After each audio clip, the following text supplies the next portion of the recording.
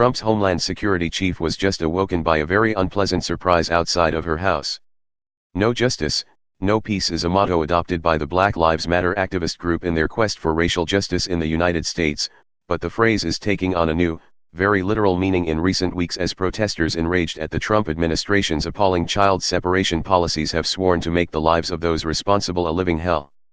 Last night, protesters from the Credo Action Group assembled outside the house of Homeland Security Chief Kirstjen Nielsen in Alexandria, Virginia, and blasted her with the chilling audio of detained children crying in a detention center after being ripped away from their parents and taken away by armed men. The activists chanted "No justice, no sleep" and "Free the kids" at Nielsen's house and waved signs with her face on them, emblazoned with the words "Baby Snatcher" on it. This is the third incident of direct action in 2 days against 2 of the 4 people responsible for the splitting of families and the incarceration of nearly 2,000 immigrant children in concentration camps.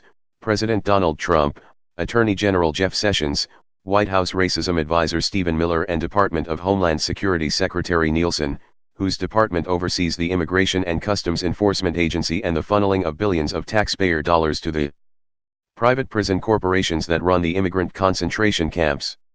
On Sunday, Stephen Miller thought that he'd stop for a hearty meal at swanky DC restaurant Espita Mescaleria, and received a rude surprise from a patron, who yelled, "Hey look guys, whoever thought we'd be in a restaurant with a real-life fascist begging for money for new cages," at him. Nielsen seemingly also found that committing crimes against humanity gave her an appetite for tacos and tried to eat at a different D.C. area Mexican restaurant, but was interrupted by members of the Metro D.C. Democratic Socialists of America chapter and successfully driven from the restaurant in shame. The rallying cry of the anti-Trump resistance needs to be "Make racists afraid again." These people, who are directly responsible for the suffering of thousands of people, should never be allowed to appear in public without facing the consequences of their actions. While we may not have much legal recourse against them, making sure they can't go about their normal lives without having their crimes thrown in their face is the absolute least we can do, and doing so is our moral imperative.